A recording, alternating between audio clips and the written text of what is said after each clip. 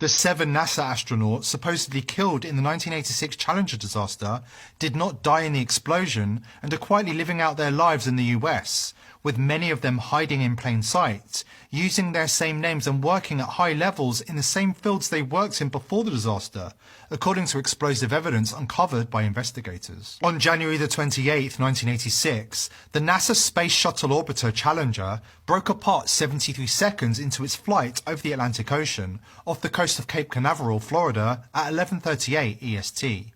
All 7 crew members were killed, according to NASA, including 5 astronauts and 2 payload specialists. Millions of Americans, 17% of the total population, watched the launch live on TV because of payload specialist Krista McAuliffe, the first teacher in space.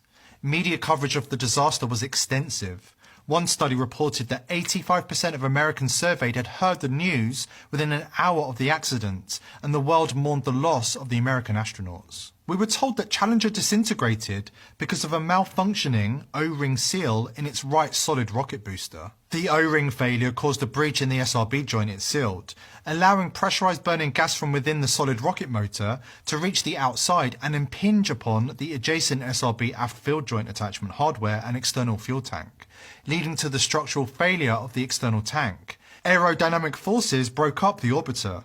The crew compartment and many other vehicle fragments were eventually recovered from the ocean floor after a lengthy search and recovery operation. The exact timing of the death of the crew is unknown. Several crew members are known to have survived the initial breakup of the spacecraft. Anybody wants now is an emergency, but like everything else, they're ready for that too.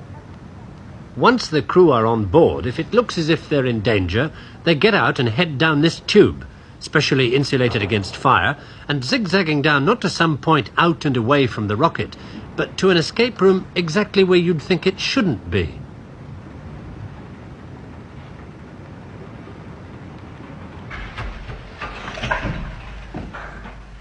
Three and a half minutes after they get the warning in the capsule, the crew could be down here in the blast escape room via that 200-foot escape tube, 40 feet below the base of the rocket. They find themselves in a totally rubber room, walls and floors, and they head for safety through a 6-inch steel door. Once they're behind that door, it doesn't matter what comes down this tube behind them.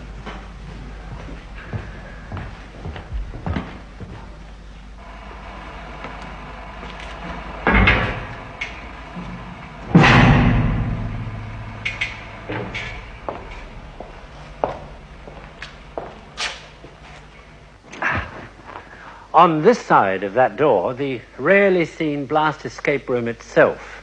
It's totally isolated from everything around it by a series of 24 giant springs underneath the floor and shells all round it of steel, concrete and sand. It contains enough food, water and air for 20 people for up to 24 hours, and it's all round the edge. There are these foam rubber shock-absorbing seats, as you can see. The room is built to withstand the simultaneous explosion of every drop of fuel on a Saturn V.